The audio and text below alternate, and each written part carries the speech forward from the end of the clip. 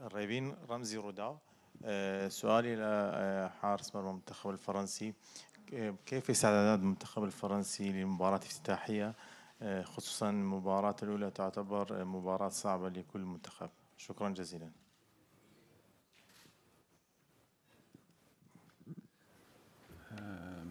Sorry, could you repeat please the question? Thank you. كيف تستعد منتخب فرنسا لمباراة أولى في كأس العالم، خصوصا بأن المباراة الأولى تعتبر مباراة صعبة لكل منتخب خاصة في بطولة كبرى كأس العالم؟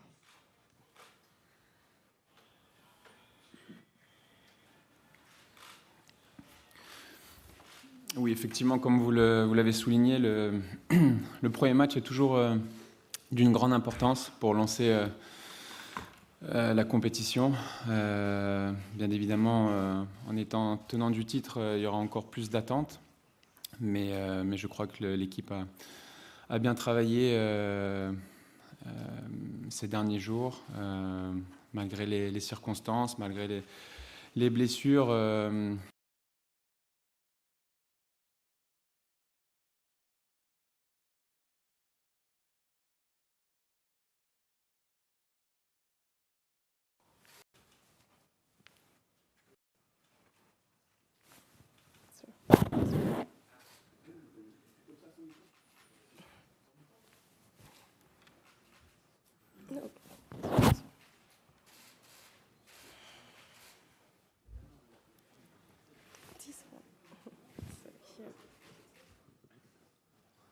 Bonjour Hugo, Vincent Deluc à l'équipe. Une question en français.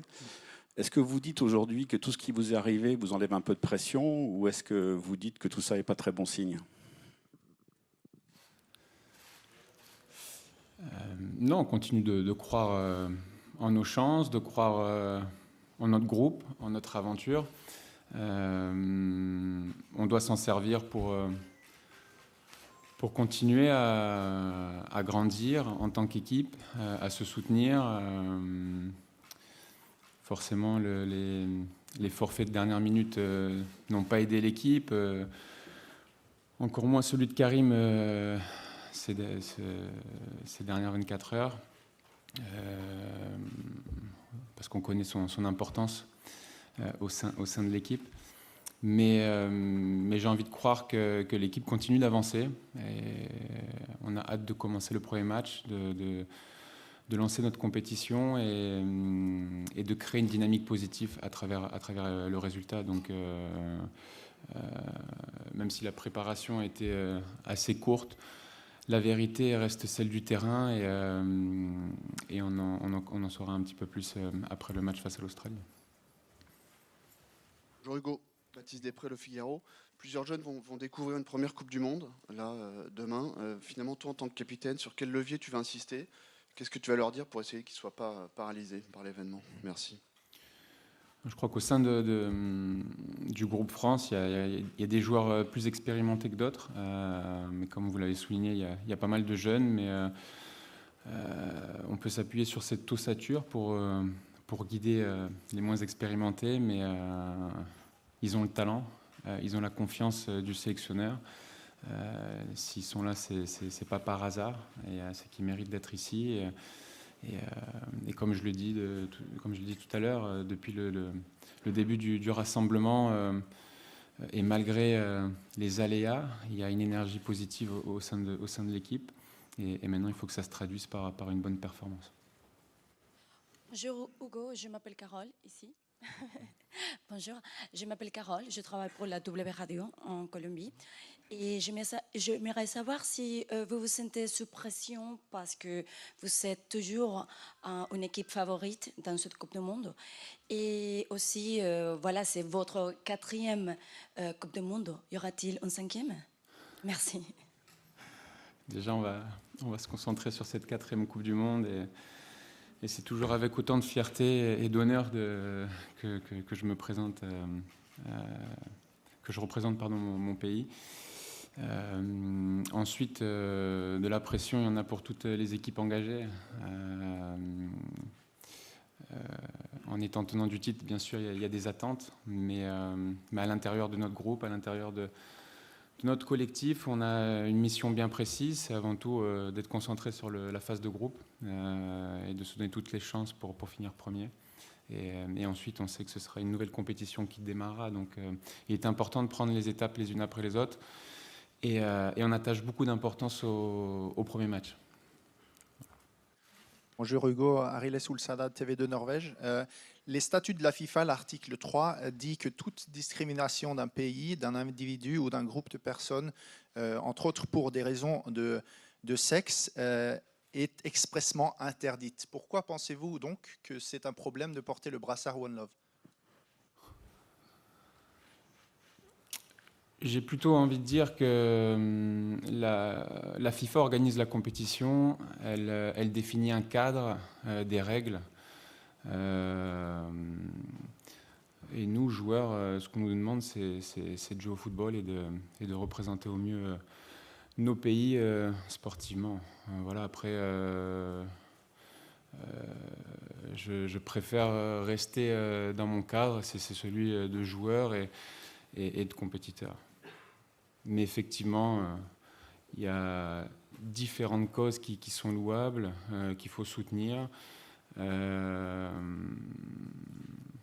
Après, voilà, comme je l'ai dit, la FIFA décide de l'organisation. علي خليفة قناة الميادين.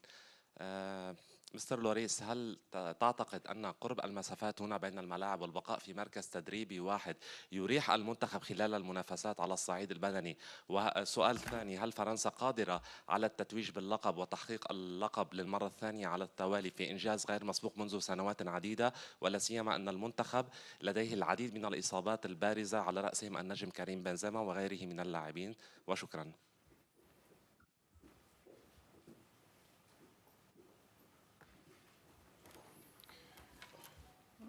Comme je l'ai dit précédemment, on est concentré sur cette phase de groupe.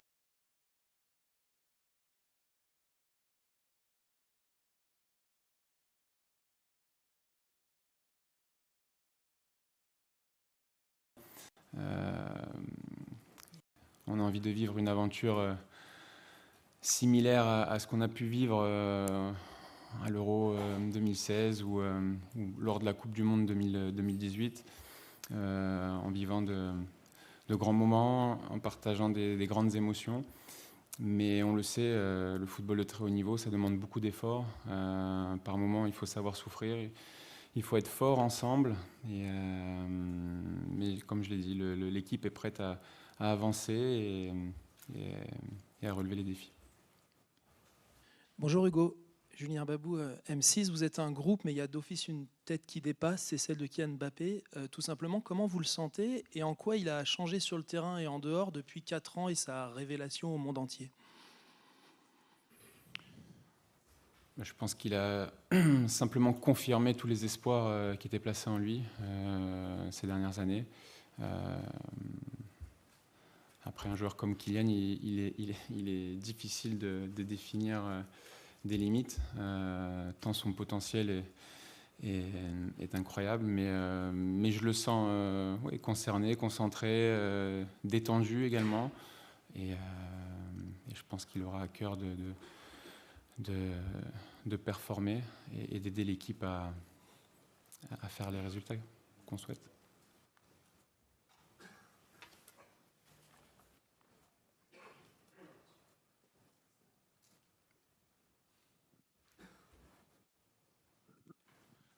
مرحبا، أيوب الحديثي من العربي الجديد. سؤالي إلى الكابتن لوريس، دائما ما تكون مواجهات المنتخبات العربية لها نوع خاص للمنتخب الفرنسي، كيف يعلق على مواجهة منتخب تونس في الجولة الأخيرة، خصوصا أن المنتخب التونسي يملك لاعبين كثار في الدوري الفرنسي؟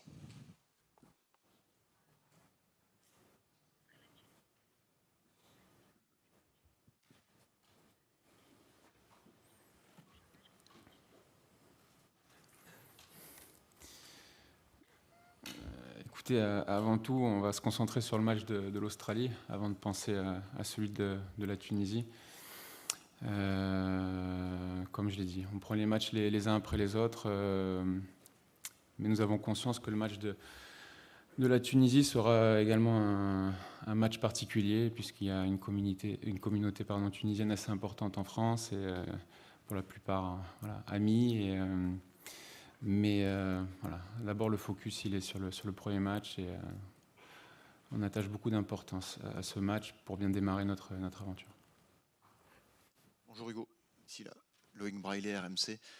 En cette veille de rentrer dans la compétition, sens-tu l'équipe de France aussi forte que 2018 ? Mais vous savez, lorsqu'on démarre 2018, il y avait également une part d'inconnu. Je veux dire, le succès il se construit à travers des étapes, à travers des matchs.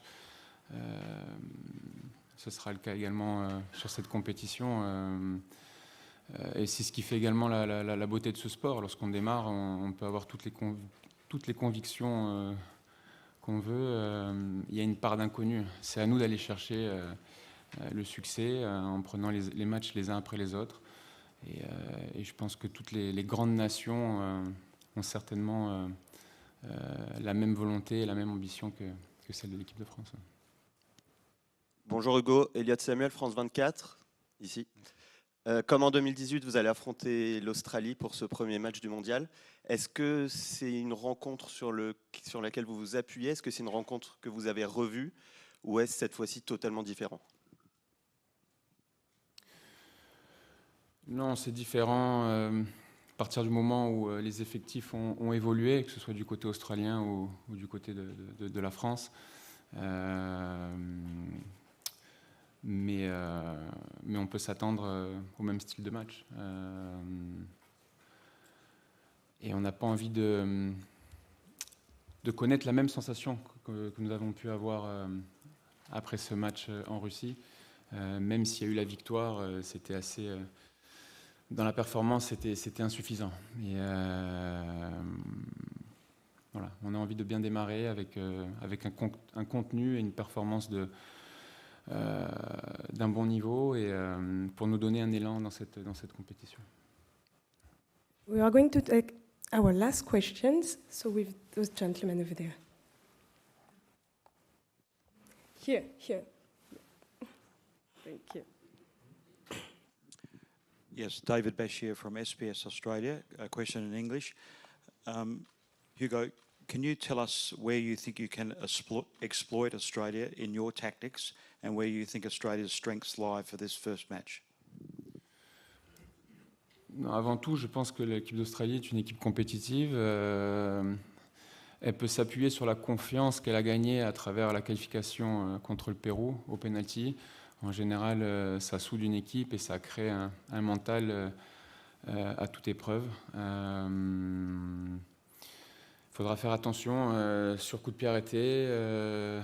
Ils vont également très vite en transition offensive, mais également ils ont cette faculté de se regrouper très rapidement. Donc il faudra mettre du rythme, il faudra s'appuyer sur nos points forts offensivement, par la percussion, par la vitesse, mettre de la présence devant le but, mais également respecter les équilibres pour éviter d'être confronté à des contre-attaques. Donc on s'attend bien évidemment à avoir la possession du ballon, et il faudra en faire bon usage.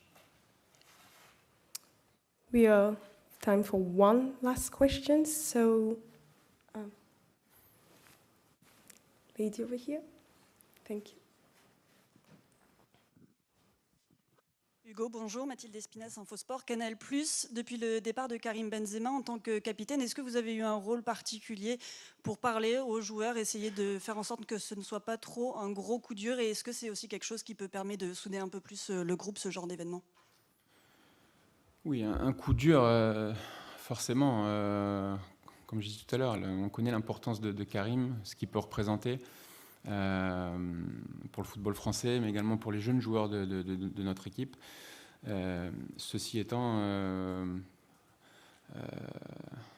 malgré la déception, malgré la tristesse de le voir partir, il a fallu continuer à avancer et à se préparer pour cette grande échéance. Malgré la jeunesse qu'il peut y avoir dans notre effectif, ce sont des joueurs matures qui ont rêvé de faire partie de cette Coupe du Monde et qui auront envie de bien figurer. Donc oui, il y a une ossature dans ce groupe de joueurs plus expérimentés, pardon. Et oui, on devra les guider à un certain moment dans cette compétition. Peut-être avoir les bons mots également avant ce premier match pour rappeler l'importance d'un premier match de Coupe du Monde, pour lancer une bonne dynamique. Mais ensuite, ils ont le talent. Et pour la plupart, ils évoluent tous dans les plus grands clubs européens. Et je les sens sereins par rapport à tout ça.